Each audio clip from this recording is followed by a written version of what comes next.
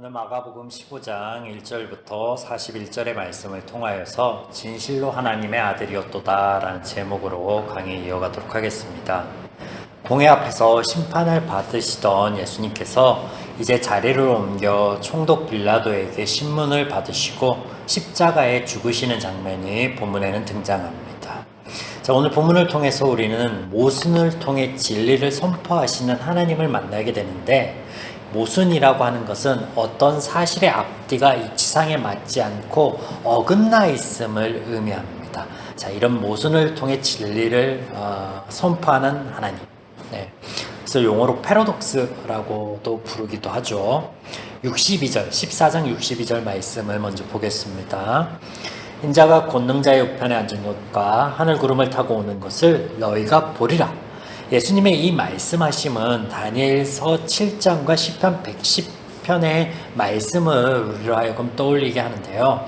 이 두 가지의 성경적 표현은 메시아가 재판관으로 오심을 암시한다라고 합니다. 때문에 다니엘서 7장에 보면 인자가 하나님의 보좌에서 하늘의 구름을 통해 이 땅에 심판하러 오시는 이로 기록되고 있음을 우리는 보게 됩니다. 이 땅을 심판하러 오시는 이가 지금 어떻습니까? 심판을 받고 계십니다. 먼저는 공회를 통해 종교 재판을 받으셨고, 이제 빌라도 앞에서 오늘날의 형사소송을 받으십니다. 사내들인 공회는요, 사형을 선고할 수 있는 권한이 없죠. 때문에 로마의 총독의 승인을 통해서만 예수님을 사형시킬 수 있었기 때문에 그렇습니다. 그러나 아무리 봐도 총독 빌라도의 눈에는 예수님께서 사형에 해당되는 죄를 지은 것을 찾아볼 수가 없습니다. 본문 14절입니다.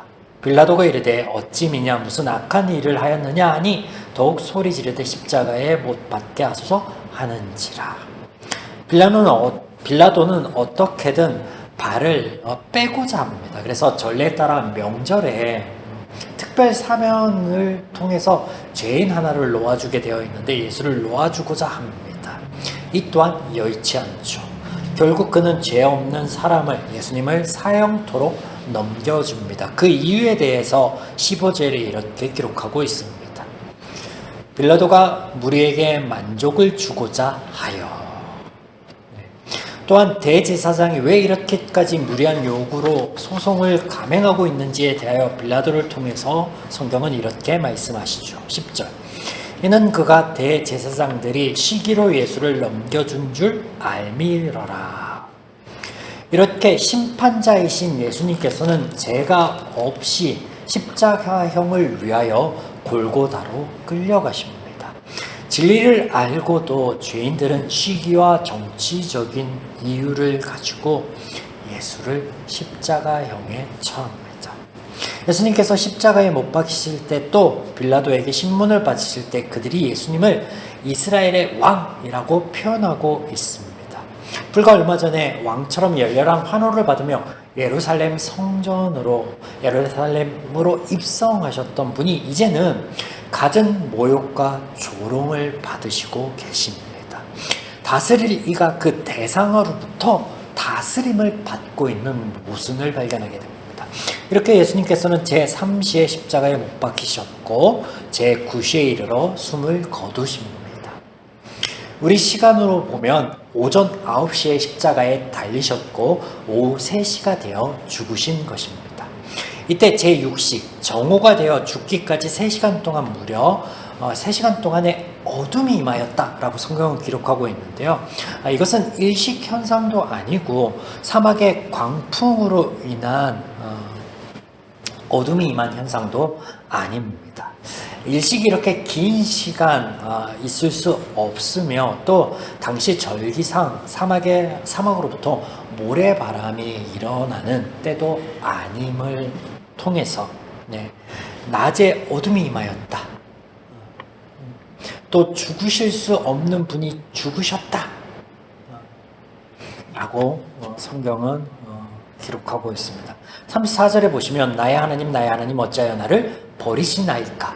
예수님의 마지막의 말씀이 기록되고 있는데, 분리될 수 없는 하나님과 그 아들 예수께서 분리되셨고, 버림받을 수 없는 분이 버림을 받았으며 버릴 수 없는 분이 버리셨다라고 기록하고 있습니다.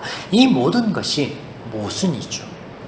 예수님께서 돌아가신 그 순간에도 모순은 존재합니다. 쉬 찢어질 수 없는 휘장이 그냥 일반적인 천이 아닙니다. 이게 사람이 칼과 가위로 자르려고 해도 쉬 뜯겨지지 않는 그런 재질로 되어 있는 이 휘장이 위에서부터 아래로 찢어졌으며 로마의 백부장의 입에서 예수님을 하나님의 아들로, 즉 신성을 인정하는 고백이 흘러나옵니다. 백부장, 그는 로마인입니다. 그들은 오직 로마의 황제만이 신의 아들이다 라고 칭합니다. 또 이것을 위해서 화폐에 기록하고 있기도 하죠. 그런 그가 그리스도를 어떻게 알아서, 또 하나님을 어떻게 알아서 예수님을 그리스도로 또 하나님의 아들로 고백하고 있는 것일까요?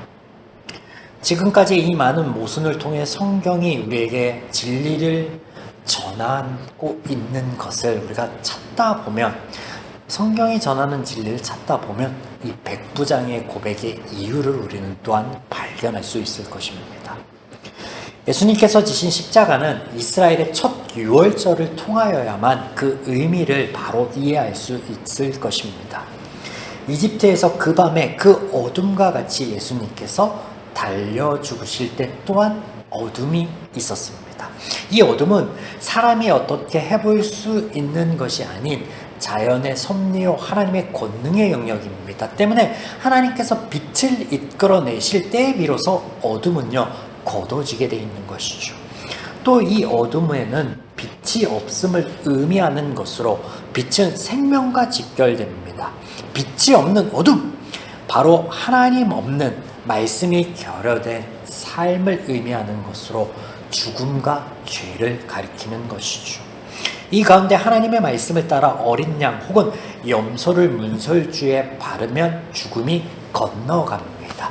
유월절이라는 이 단어가 건너가다 라는 말이 되죠. 이와 같이 예수님께서 하나님의 말씀을 따라 십자가를 지시고 피 흘리심으로 스스로 완벽하고 영원한 제물이 되셨습니다. 그리고 죽음과 죄에서부터 우리를 건지셨습니다. 유월절 밤 죽음이 건너감으로 이스라엘은요 생명을 얻었습니다. 이와 같이 본문에는 예수님께서 십자가 지심으로 휘장이 찢어짐을 말씀을 하시는데, 여기서 생명을 얻는 것과 휘장이 찢어짐은 어떤 관계인가? 휘장은요 벽을 의미합니다.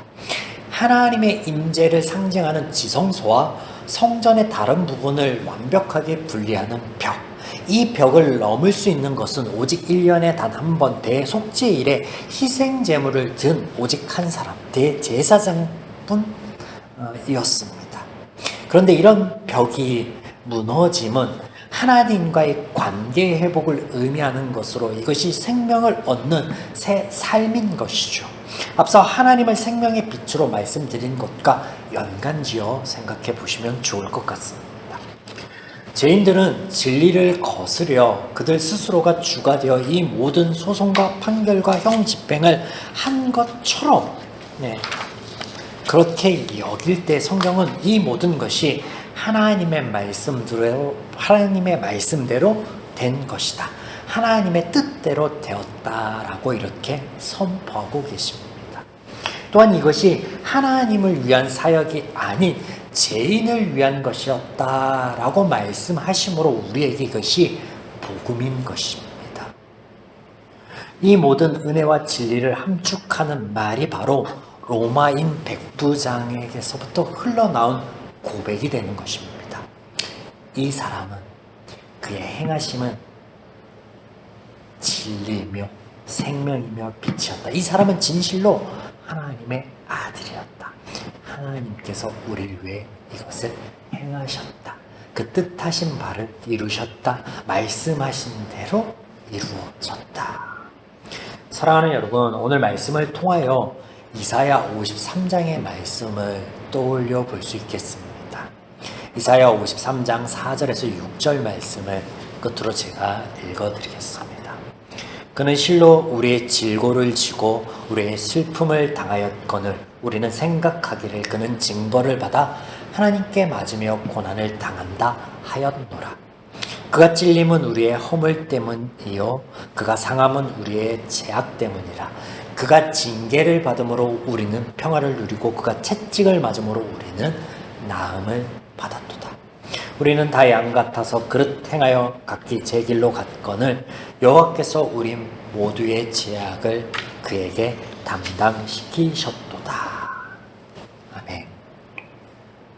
여러분, 오늘 말씀을 통해서 죄가 우리를 주장하는 삶이 아닌 우리의 생각과 우리의 죄에서부터 온 생각과 아집이 우리의 삶과 우리 신앙을 주장하는 것이 아닌 하나님과 하나님의 말씀이 우리를 주장하는 삶, 성령 충만한 삶으로 하나님께서 전하신 이 복음을 오롯이 우리 삶 가운데 누릴 수 있는 저와 여러분의 길을 주님의 이름으로 간절히 축원드립니다.